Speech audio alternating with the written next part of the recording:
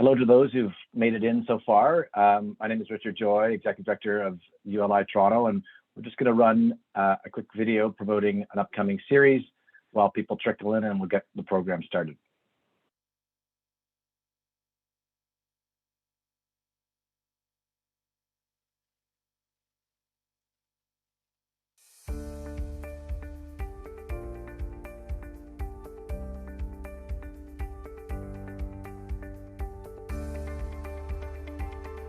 Having tools that allow you to better understand your operations and make more data-driven decisions will give companies an edge. If you want to make a bigger impact, then we're going to go and understand people's behavior. If the tool works and it enables you to do your job more efficiently, it will get adopted. With so many people being inundated by technology and information, what wave do you jump on? I think it's really important that we, as an industry, open up and be much more collaborative about the solutions that we apply. Now is the time to create better, build better, and be better.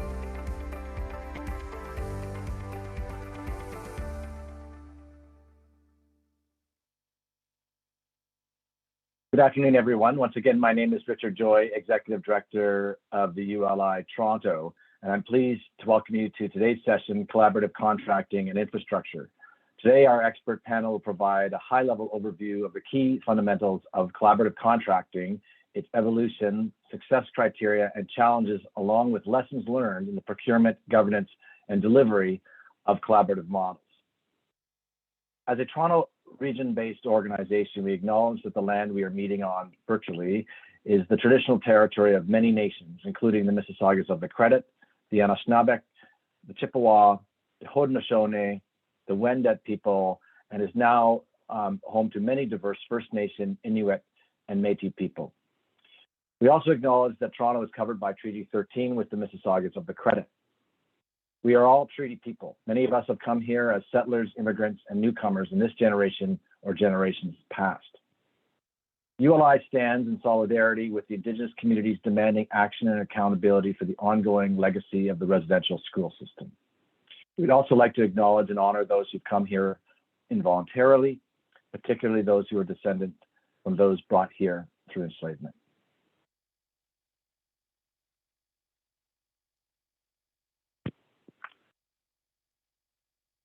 Before we get started, I want to do a few housekeeping items. Most of them you're used to by now. Everybody will, of course, be on mute throughout the session to avoid audio interference. Closed captioning is available for this session. You can access it via the button along the bottom of the Zoom platform. If you have any questions, please use the Q&A function or upvote questions by pressing the thumbs up button. We'll be looking to do those at the end of our program. This is a recorded session, and the recording will be sent to you after the session. If you want to take the conversation online to social media, please tag us with the handle @ULI Toronto or with the hashtag #AskGreatQuestions. Today's events and all other ULI programming would not be possible without the support of our annual sponsors. I would like to say a major thank you to all of them for this support. Now more than ever, ULI relies on the support of our sponsors who allow us to put on quality program and educational programming as we do to drive our mission to shape the future of the built environment for the transformative impact in communities worldwide. To all of them, we say thank you. It is now my pleasure to introduce today's moderator, Dr. Diana Nada.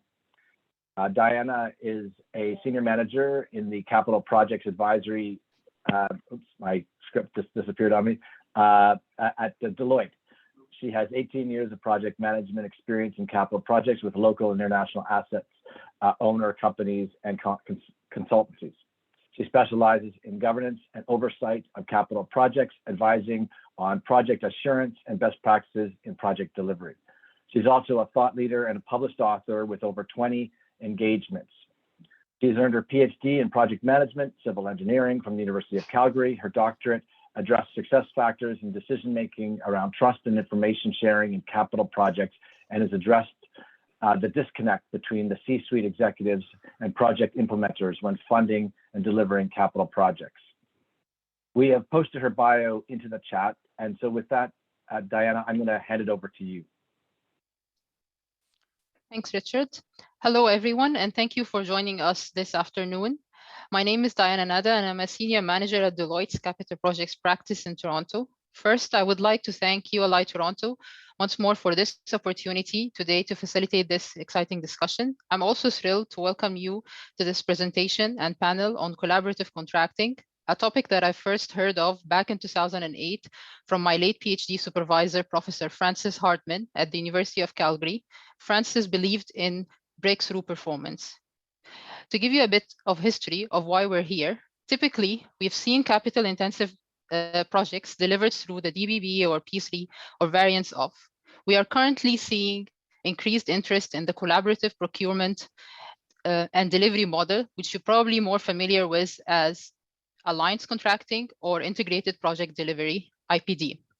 There has been quite a bunch of IPD projects delivered in Canada in the commercial, building, post-secondary education, and in the municipal sectors. But recently, it is attracting a lot of interest in the Canadian infrastructure market.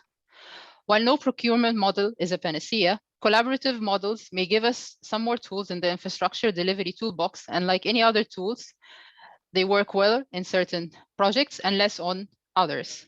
The industry has been recently challenged with limited competitive bidders in the market, which contributed to the unwillingness of some parties to participate due to unaligned interest or limited incentives associated with this fixed price contracts and risk allocation strategies.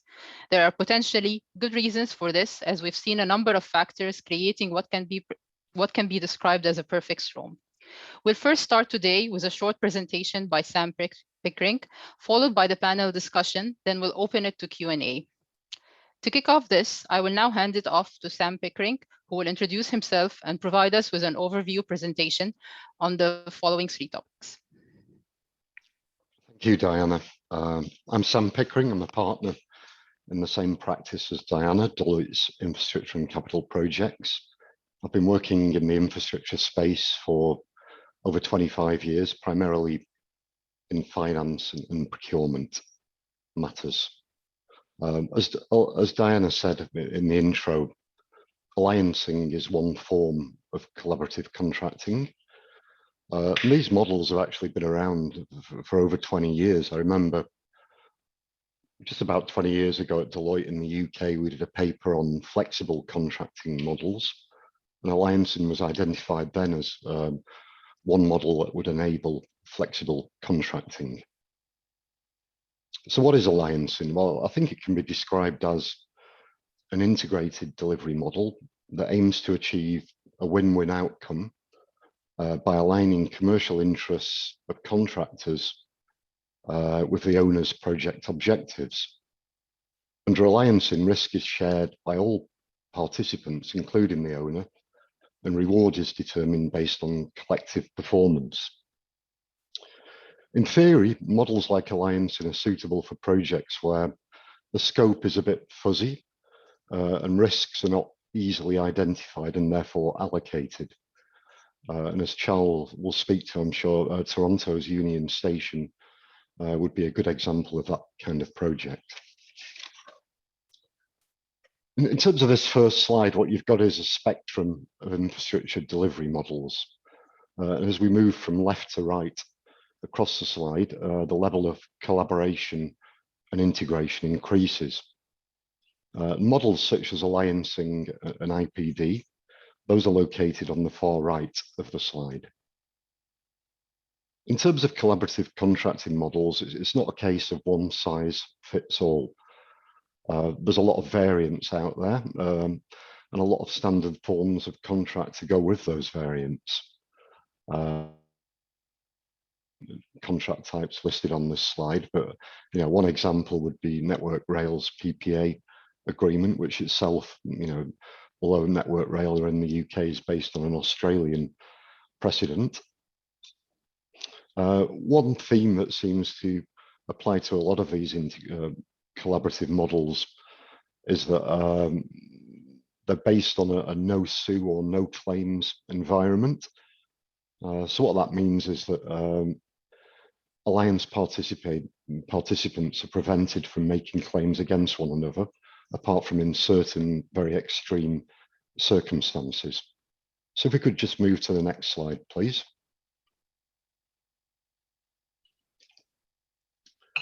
This slide provides an example of one alliance structure and the commercial features associated with it. As you can see on the bottom left, the client or owner is embedded within the alliance structure, along with other participants such as the contractor and consultants, such as a designer. The alliance, in this case, is overseen by an alliance governance team. That would involve senior members of each alliance participant organisation, including the client or the owner. And those senior folk would be those not involved in the day-to-day running of the alliance. In terms of key commercial features, I'm not going to list all of these, but I think a really important one is the penultimate one, where we have a common incentive pool which aligns parties' interests with project outcomes through risk sharing and primarily through what we call a pain share or gain share mechanism. If we could move to the next slide. This third slide just presents some key considerations for models such as alliancing across the typical project lifecycle. Again, I'm not going to go through each of these, but just a few to highlight. In terms of the planning phase, I still think it's important for any project that's going to follow a collaborative model that there's a strong business case to underpin it. But in Canada, I think it's fair to say that the bar's been set very high for alternative delivery model infrastructure projects in terms of what's required by way of a business case. So if you take a P3 public-private partnership business case as an example, then owners are typically required to demonstrate that, you know, this is the best procurement delivery model on both a qualitative assessment and a quantitative or value for money assessment. In addition to that, many business cases are also required to demonstrate that the estimated costs can be afforded by the public sector owner. So the bar is very high in terms of Canadian infrastructure business cases and selection of delivery models. I think when we're choosing a collaborative contracting model, it's going to be less easy to do the quantitative type analysis we've seen in the P3 world, for instance, simply because, you know, the model's relatively untried and tested in Canada. There's not much data out there about it. And if you think about it, the inherent features of projects that would be suitable for alliancing, being the fuzzy scope and unclear risk identification, render a quantitative analysis very difficult to conduct. So, you know, what we've seen elsewhere is that the business case for alliancing and other collaborative models may be based more on a qualitative assessment along with a notion of base target cost. Also, in terms of planning, you know, the theory is that the barriers for entry are lower under models such as alliancing. The reason for this is that because we're not transferring as much risk from the owner to contractors as would be the case under a P3, then, you know, contractors do not need as big a balance sheet to underpin that risk that's being transferred to them. The quid pro quo here is, and I'm sure Joey Como, one of our panelists, will have something to say on this later, is that, you know, arguably only the very biggest contractors, those big international players, have the resources to invest in developing teams with alliancing experience and expertise to prevail in what can best be described as the procurement beauty contest that we've seen in some alliance projects. In terms of procurement, while the process itself for an alliance may be a little bit longer, I think in terms of overall timelines, these may be shorter in some cases, simply because there will not be as much owner-led design work up front. that design work to a large extent will be developed between the owner and the alliance participants. Also, in terms of procurement, as I did mention the beauty contest, what I was referring to is the fact that some alliance procurements have selected one or more alliance teams to proceed based on what can best be described as soft or somewhat subjective criteria, i.e. the cultural and behavioural assessment that's referred to in the bottom box in the middle. Finally, in terms of the delivery phase, in terms of driving value, there are some arguments that this may not happen on a project basis through alliancing, simply because at a point when the alliance has been selected, competitive tension may dissipate, and contractors may be less likely to really sharpen their pencils and optimize the construction schedule, for example, as they would do under a P3 project where competitive tension runs right up until we get firm price submitted bids. However, as a counter to that, what we've heard from the UK is that alliancing works best at a program level rather than a specific project level. And the theory there is that it takes some time for the synergies that can form and develop through an alliance to actually deliver value. So what we're told by our UK colleagues is that alliancing does certainly work well on a program level. And in conclusion, I'd reiterate what Diana said at the outset. These collaborative models are certainly not a panacea. They're going to work well in some situations and less well in others, but I'm sure we're going to hear more on that from our panelists. So back to you, Diana. Thanks, Sam, for this insightful presentation. To help us unpack, explore, and understand the key points relating to collaborative contracting and infrastructure, today, and in the spirit of this procurement model, we have kind of tried to replicate some of the key stakeholders and participants in a typical alliance model. We are joined by leaders coming from a variety of industry perspectives. Like you, I'm looking forward to hearing their thoughts. They will each be introducing themselves.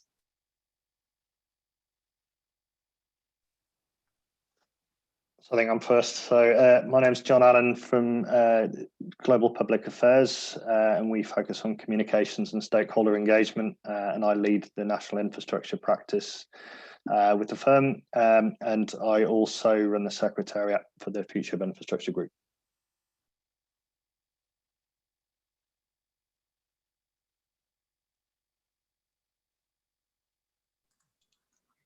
Hi, next, Joey Como. I'm Executive Vice President and Chief Operating Officer of Elliston Capital.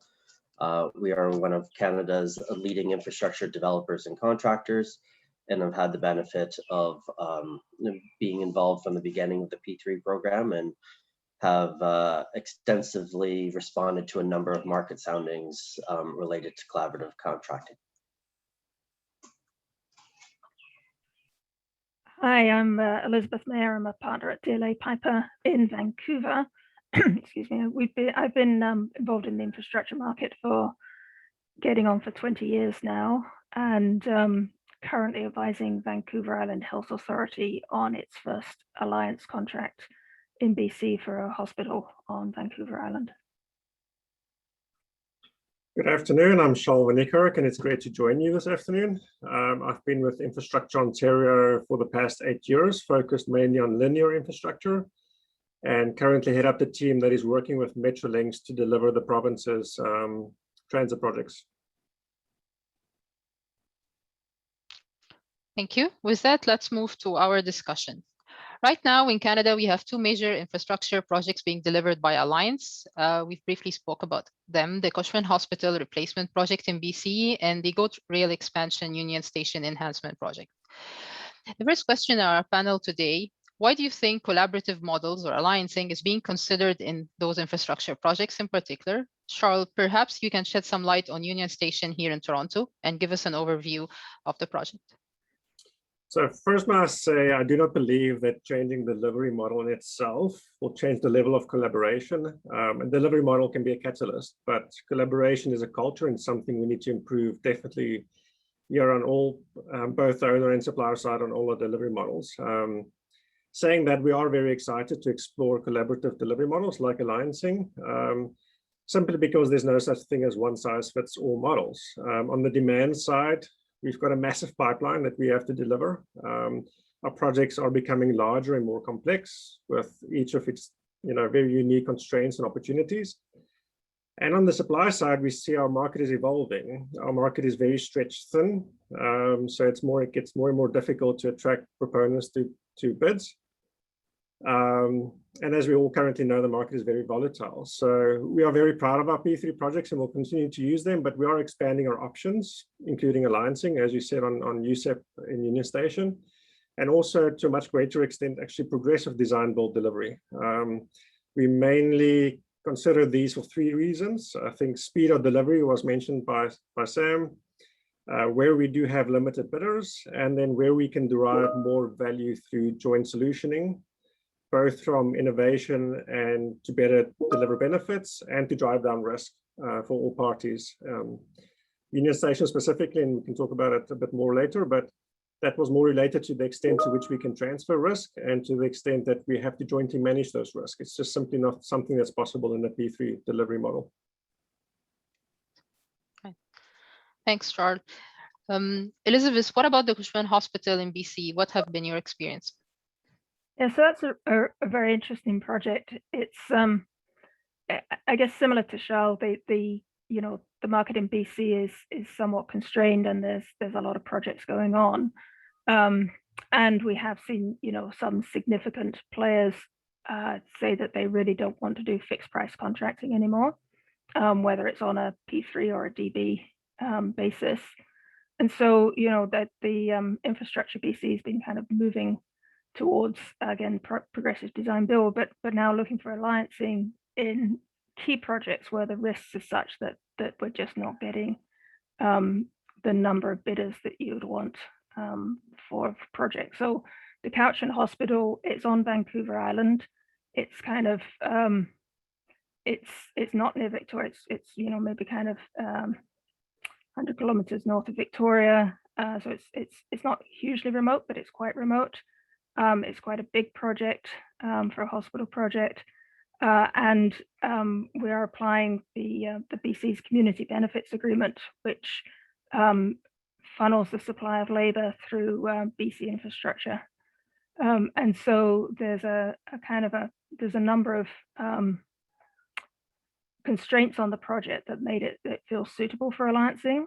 I think the other thing is really trying to draw on international experience and kind of look for models from elsewhere rather than just believing that we've got all the answers here in Canada.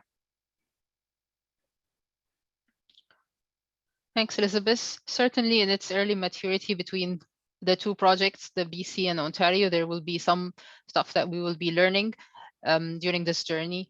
John, in your opinion, what are other key success factors in general for collaborative contracting? Yep, thanks, Diana. I mean, certainly the idea of no claims and no disputes is probably nirvana to a lot of people on the call here. But I will sort of build off what Charles said a bit. And we'd hosted a session with a group of Australian leaders. Time all blurs into one at the moment, but it was about 2 weeks ago. And I'd also sort of read an article about the Phil Collins effect of how in the 80s, Phil Collins was very, very popular.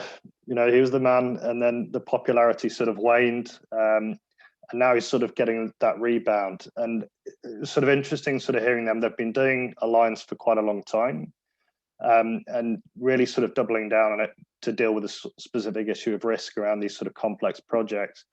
But one of the things that they sort of talked about was the issue with sort of long-lasting maintenance issues and sort of making sure that you sort of factor those in. So it's really about sort of picking the right tool for the right project. And that was something that they really, really sort of hammered home, that we can't just sort of throw new delivery models at old problems because you just bake in the old problems. You've really got to sort of deal with that underlying culture, the issues that are sort of underneath it. And I think so. One of the interesting things about Australia and other markets, really the issue starts with trust. That I think you've had a sort of long-running situation where a lot of projects have been decided purely on a cost basis. It sort of breeds a bit of an adversarial culture. I think there's a sort of heavy legal component in terms of dealing with claims and disputes at a project level. So I think first up, you've really got to start with resetting the trust. I think if you look at Australia, they in New South Wales are probably leading the way. They sort of developed a sort of shared commitment, sort of 10-point commitment to the construction sector that really sort of looked at good behaviours. You know, what can be expected from the government as an owner. So I think that provides a sort of layer of trust.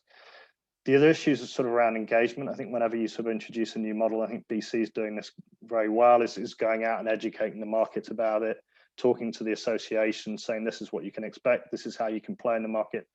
If local domestic contractors feel that they can't play a role in the model, then they become sort of quite opposed to it, and it won't be a success. Ultimately, you want to make sure that those local players feel that they've got a fair crack at it and can really sort of get involved.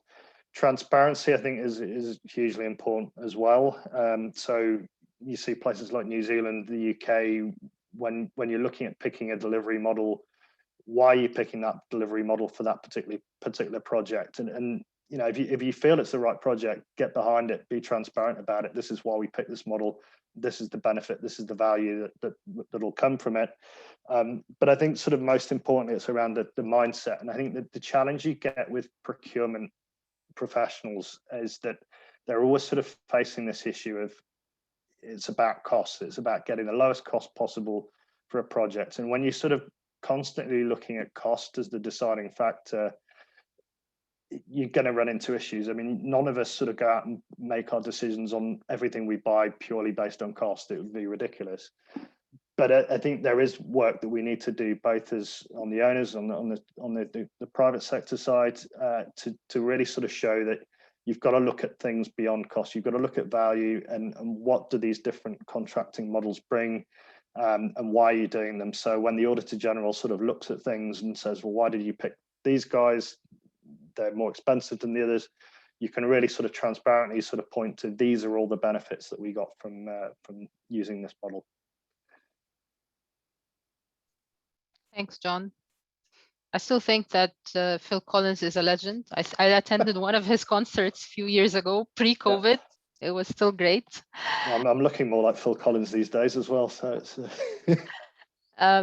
Thank you for those comments. Joey, within the Canadian context, what are some of the key challenges that you perceive we could face in collaborative contracting?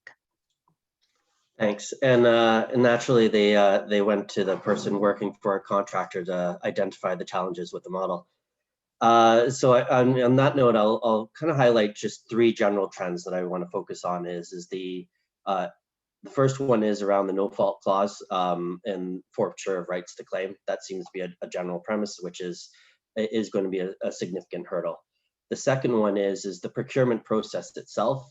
Sam had hinted at it earlier in his comments, but it does open itself up for potential abuse, just in terms of how the procurement process would work.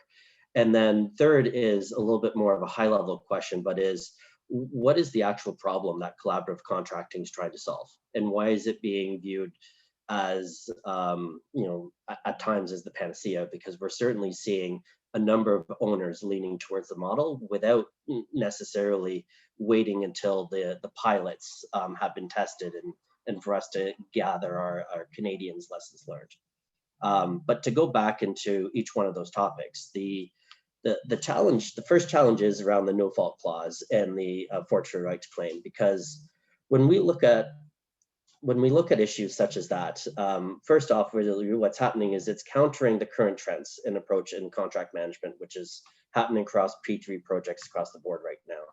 And it's that, I mean, to give people an example, I think we're up to now 50 projects, P3 projects we've delivered as a company. Our first 30 were done without claims, without like significant disputes without everything was settled at the project level and was able to efficiently go forward. It's difficult right now to pinpoint exactly what changed in the market, but something did.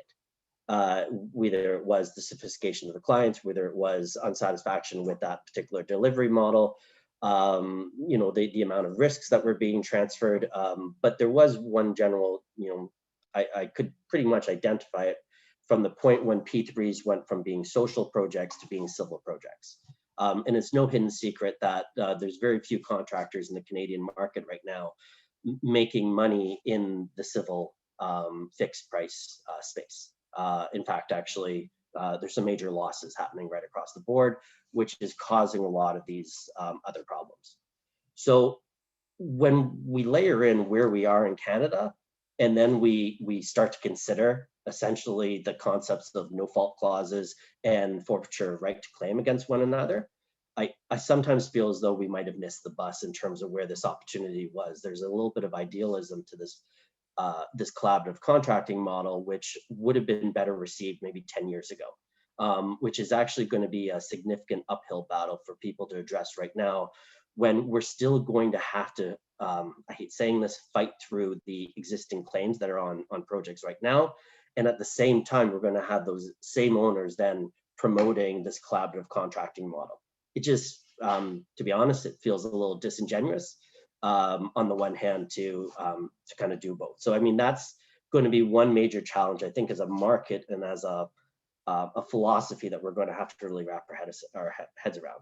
The second one is about the procurement process opening itself up to potential abuse. And Sam had indicated that because oftentimes this involves selecting an entity earlier in the process, so at the RFQ level or something to that effect. The problem with that, though, is it really does turn it into a beauty contest, and the marketing departments really deserve all the credit for being able to put forward the best packages of material, but it doesn't say much about what you're actually going to get on the ground. And what it, in fact, it will allow is there's a concern from, you know, Canadian contractors or just, you know, Canadians right across the board that this model has not existed in the Canadian context. So when we talk about opening it up to internationals, bringing in that experience and the rest of it, we saw the same thing happen 20 years ago when P3s hit. International contractors came to the market, and lo and behold, in the social space, there's very few left that are actually still active. A lot of lessons learned were brought into that, and we frankly are of the opinion that we think it is going to, something similar is going to happen in that effect, because you're really balancing real life delivery, which was different than 20 years ago, versus bringing in your experience with this particular model. And as Sam had also indicated, that it does naturally lean itself towards more program managers than contractors. And what we mean by that is that large international bodies that have the ability to throw literal bodies on and treat it more as like a time or cost plus type of a model, they're going to have a natural advantage in terms of responding to this model, because it is going to require more people to execute the model, more people to make it successful. So I think overall that's going to be one particular major concern. But then the final challenge that I want to address is well, what is the problem that we're trying to solve? And I think Elizabeth and John mentioned in theirs about, you know, lack of competition. Well, this is one of the busiest markets we've ever had, and changing the models will not necessarily increase competition. In fact, all that it does is it lowers the bar for entry. We need to pause at that statement and wonder if that's necessarily the best thing, because on the one hand, we have Charles saying, you know, this is being used in more complicated and challenging projects, but on the other hand, we're adopting a model that will lower the bar for entry. There's a reason why contractors reach a certain scale or have the balance sheet to support that and have the necessary resources to pursue these projects. And I think that's something that we really need to look at carefully. Also, risk transfer. You know, we mentioned it about, you know, that risk transfer would be one of the major elements here, and there has been a market pushback on P3 risk transfer, specifically in the civil space. But it was actually already mentioned there that, you know, changing one's behavior doesn't require a new model. all it requires is a commitment to change. Our biggest issue in the P3 market has been solve your issues during the project. Don't wait until, don't get us to essentially fund all the issues along the way and then try to have this global settlement at the end. We're more than willing to resolve the issues as they come up. And we're just not seeing that happen. There's no commitment to change under the current model. And then, finally, we just have, some overall, whether it's about, aligning participants with the project outcomes. All those can happen in any of the other models that it has. So I think at this stage, our view is that absolutely it's a model we'll respond to, but we're responding to it carefully, and we want to fully understand it because, and the other thing as well we need to be very careful about is it all will come down to the people on both sides. And where one project might be hugely successful under this model, it could be absolutely disastrous in another context. And that will all just come down to the people, not about the contracts, not about anything, but about the people that are engaged on creating that collaboration. If it's missing, it's going to fail. And that's going to take some time to figure out how it's going to succeed. So those are some of the challenges. Sorry to be sometimes the naysayer in that, but I think that's the expected role. Thanks, Joey. Definitely lots of things to work through and learn from. The good thing you mentioned is people, and if we're going into a new model and we're not changing our mindsets or how or incentivize to go through it in terms of how we are going to go about in delivering it, then definitely there's a lot of maturity that will take place just to get to a point when the market is feeling that maturity. Sam, clearly there are a few mechanisms to make collaborative arrangement work. The key one is definitely people and how you drive step in change behavior that is actually required to collaborate. Ultimately, to be honest, on collaborative contracting or others. What factors do you think are key for those mechanisms to work? This is a point where I could give you a really come by our answer, but I'm not going to do. I mean, consistent with what Charles, Joey, and Elizabeth have said, I don't think leopards are going to change their spots overnight. So to ask for a step change or to try and drive that, it's not that easy, to be honest. I've been in the P3 space for well over 20 years. If we take that as an example, I'd say that I've seen many instances where both the project owner and the contractor involved have really struggled to be effective partners. So to try and get a step change beyond something that we're not even achieving to date in certain cases is a huge challenge.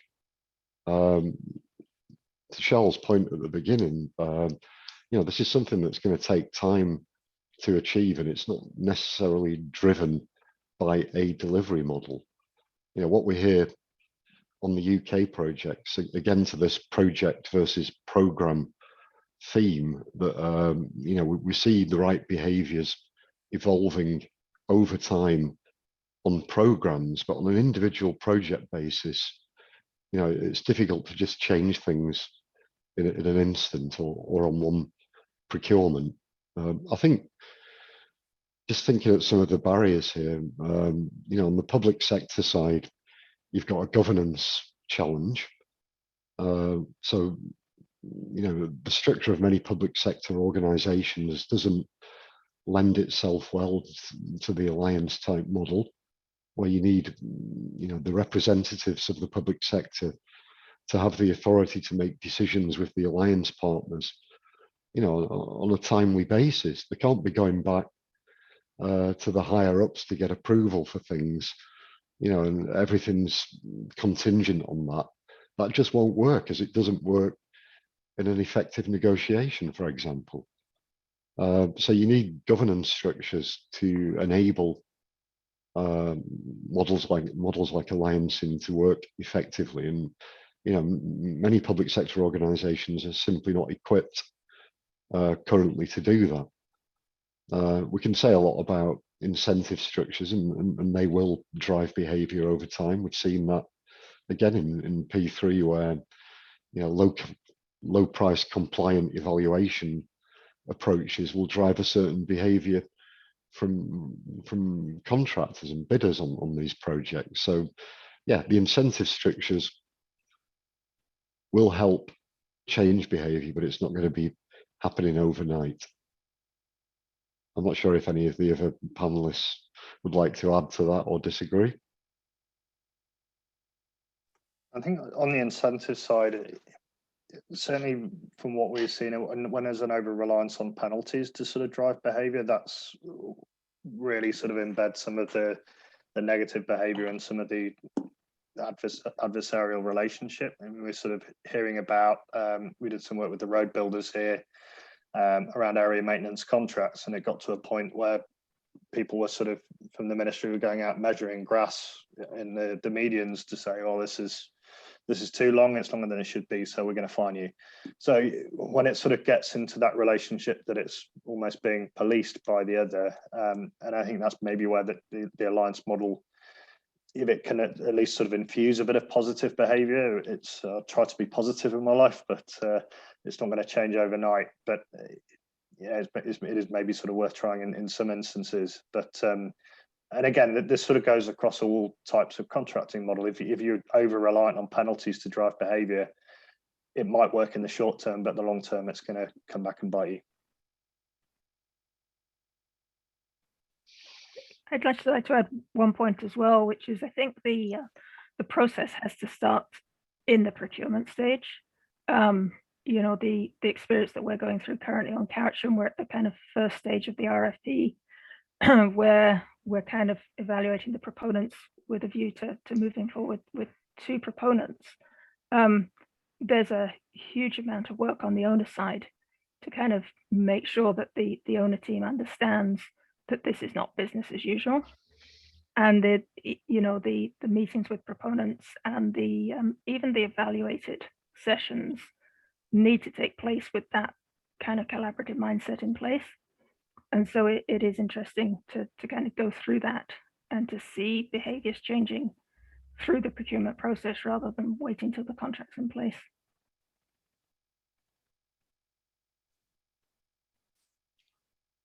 Thanks, Elizabeth.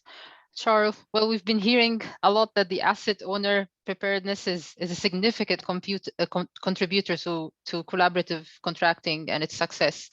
What is Infrastructure Ontario's view as an asset owner towards those necessities or owner capabilities that would make this procurement success from the start?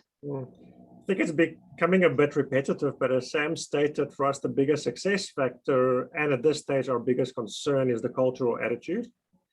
And as John mentioned, trust. We are also very concerned about staff experience, both on the owner and contractor side, and with experience not only in managing these projects, but also to the extent that our contract documents are well tested and well understood. I think contracting culture is something we need to improve in general, and Jerry actually hit the nail on the head. It's very, very combative at the moment, and we believe it will take some time for that culture to shift before we can fully embrace alliancing. This is one reason why we are taking it very slow. We are testing the full alliance model at Union Station, but we currently have a bigger focus on progressive design build, where we start with the collaborative development phase that still results in a committed price construction delivery. I do not think considering collaborative models is really asset class dependent, but rather project specific in terms of constraints and opportunities. And it really depends where we can derive best value. I mean, we already mentioned speed and participation. And I must say, I do not fully agree with Joey that it's lowering the bar. We have a few top tier contractors who prefers not to participate in fixed price contracting anymore. However, for us, in most cases, it's more about joint innovation and risk management. As Sam mentioned, the work at Union Station is a very good example of that, where there are simply too many uncertainties and risks to transfer in a typical P3 model. So you do reach that threshold where you have to give so much relief that it actually dilutes the benefits you get from a fixed price model. And alliancing just makes much more sense there.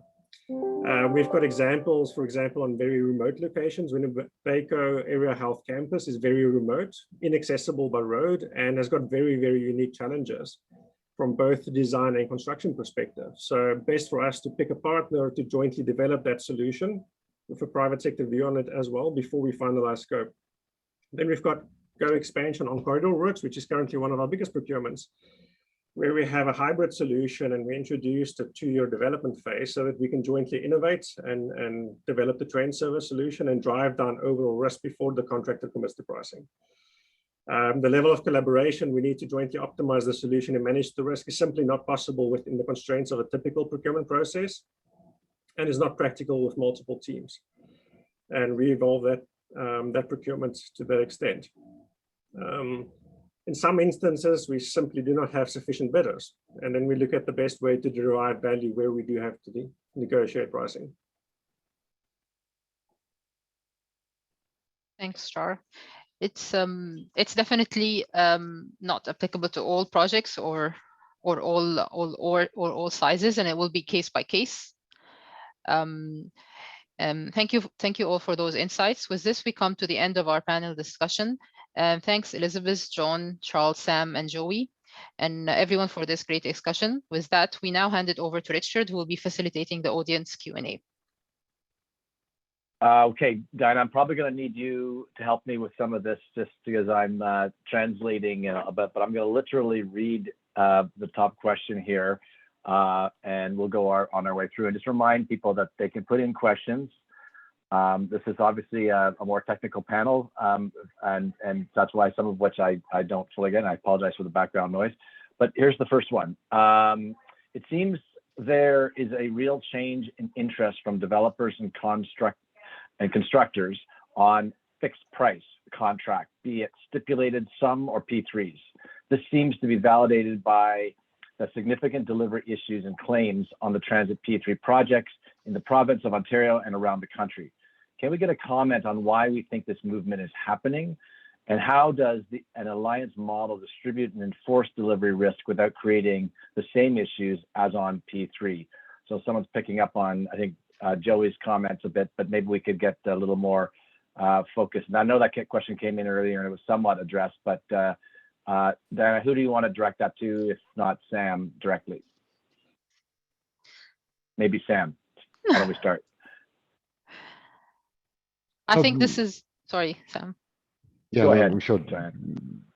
Joey will have something to say on the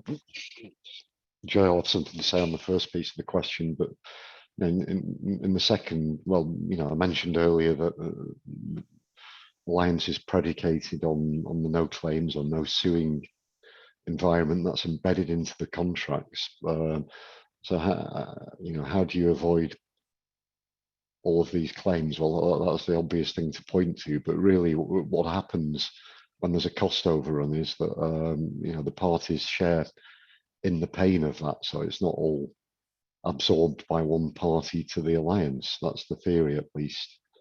In terms of the first bit of the question, maybe Joey, if you want to reiterate what was said earlier in terms of why we're seeing all of these claims now on the linear stuff.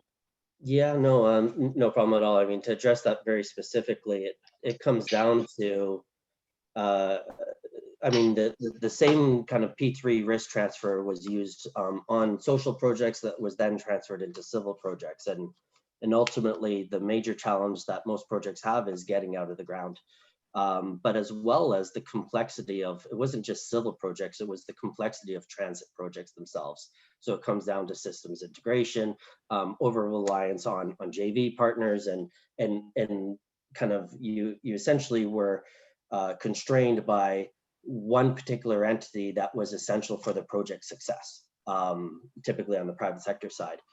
And those were encountering significant amount of issues. So the problem with that model is say, for example, unlike doing a courthouse or a hospital, where there are substitutes in the subcontracting market of what you can do, in the transit model, the minute you pick a vehicle supplier, you're tied to your design, and everything like that is tied to the vehicles and is tied to everything like that.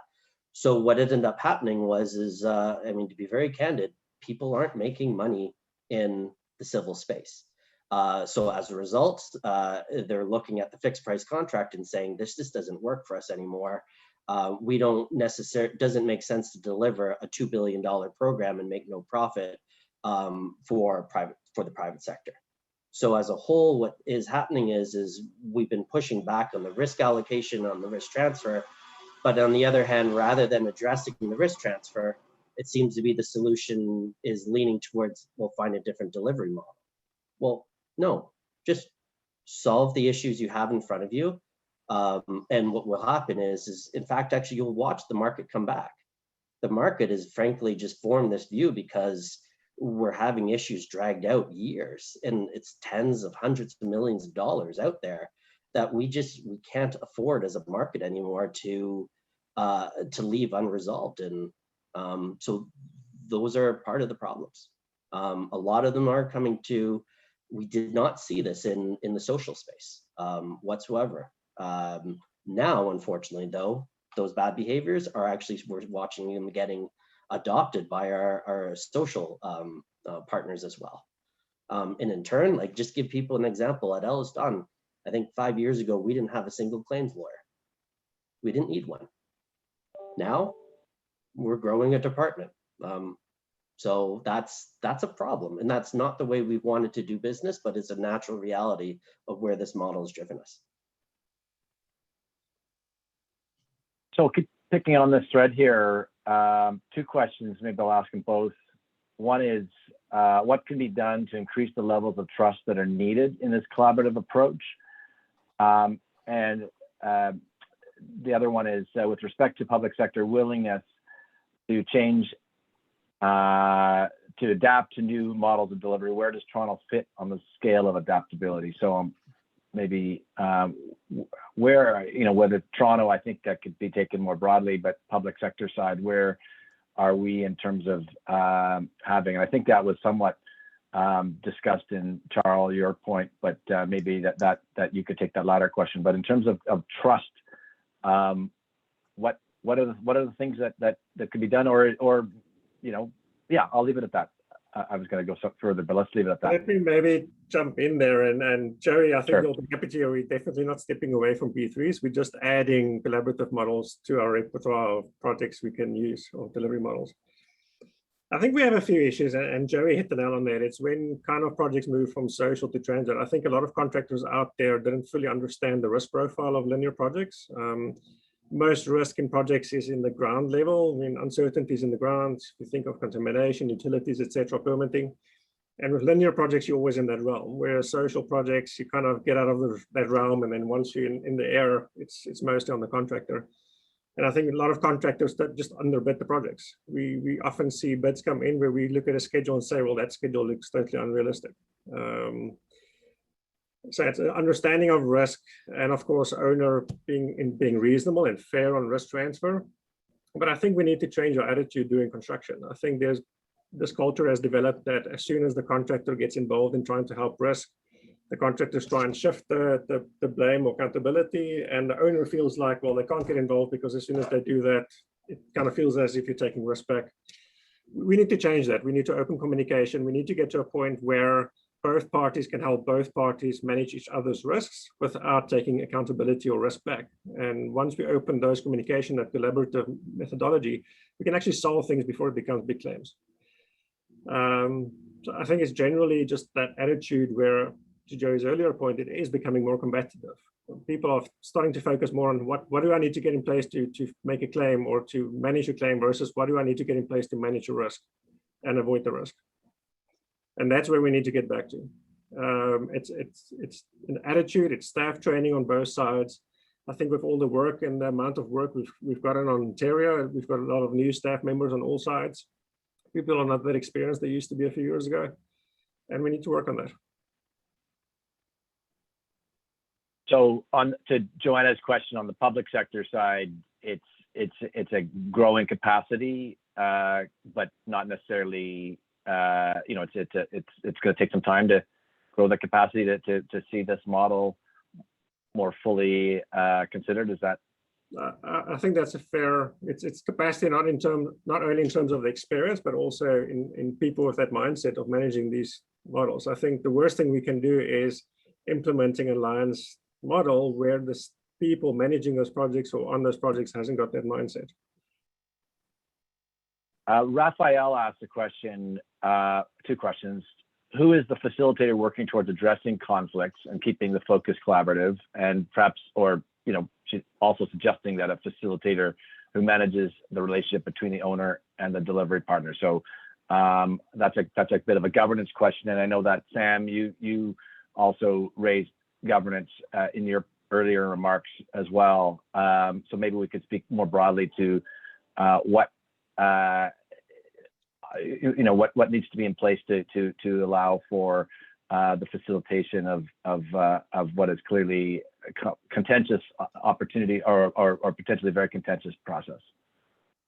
I'll maybe pass that one on to you, Elizabeth, if you know, having direct involvement in a live one at the moment. Sure. I mean, we in BC, so we've engaged Infrastructure BC engaged a alliance facilitator from Australia. And so that's a team led actually by a doctor of a psychologist who specializes in kind of, relationship building, facilitation, and things like that. And so she's been leading the process, I guess, of getting the owners team on board with the process, making everybody realize that it's a different process, that it's not an us and them, everything should be thought of as a we discussion. We have a problem, we have to solve it, and then that role will follow into the alliance what's in place, at least for initial 6 months, maybe a year period, to bring the teams together, and to I guess to help people work through those difficult issues. I mean, the thing with the no blame, I guess two things. One, it doesn't mean there aren't disputes. It just means you can't go to court. You have to solve them within the team. And that might involve bringing in a third party, a mediator, an expert, whatever it is, to help you get to that point. And then I guess the other is that I think one of the big things in alliancing is there is no risk transfer. There's only risk sharing. And that's a key differential that kind of is central to the model. So there's no risk that the contractor takes that isn't shared with the owner. There are risks that the owner takes, but none that the contractors take. And so it's a completely different mindset.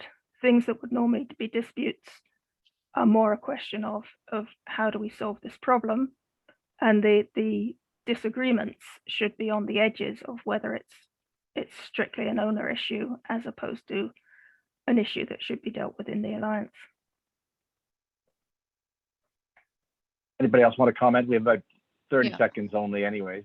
Yeah, I wanted to touch on the trust piece, and I think the reasons for the bad behaviors that we've been talking about in any of the models, I think that's what we're trying to solve. Collaborative models might not solve them if we continue to do those bad behaviors. I think the trust piece is what's causing that shift, and the trust piece is mostly around competence, capabilities, and also around, will you look after my interest?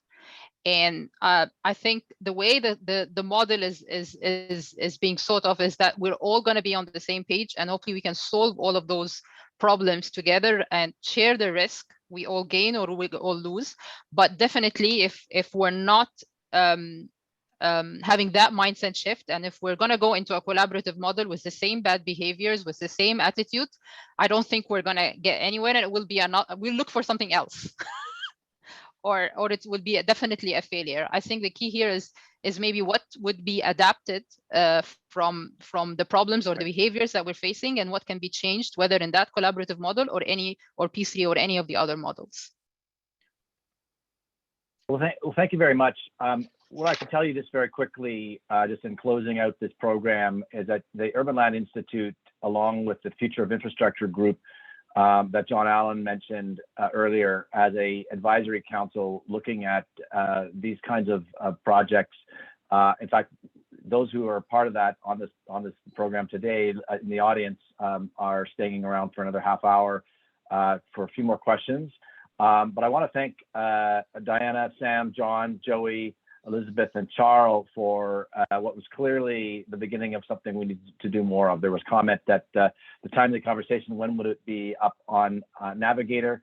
I'm actually going to say to my staff that we'll put this on YouTube. Let's make this program even more accessible to people. It sounds like it's something more people would benefit from hearing from. So thank you for that. So with that, just a couple seconds. We're already over time here.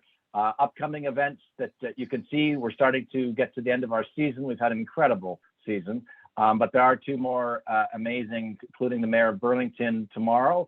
And we hope you'll tune into that. And finally, if you're interested in being a part of ULI as a volunteer beyond attending our events, the time to do that is right now, to go to Navigator as a member and plug into our links and sign up to request to join one of our committees. This is our renewal moment, and we'll be ready to roll by the fall. So hopefully many of you will take the opportunity to join us in a more complete capacity. And with that, it's 1:01. I went over time, never do. So I did this time, I apologize. We'll see the advisory council on the other side. Thank you all. Have a good week. Bye-bye.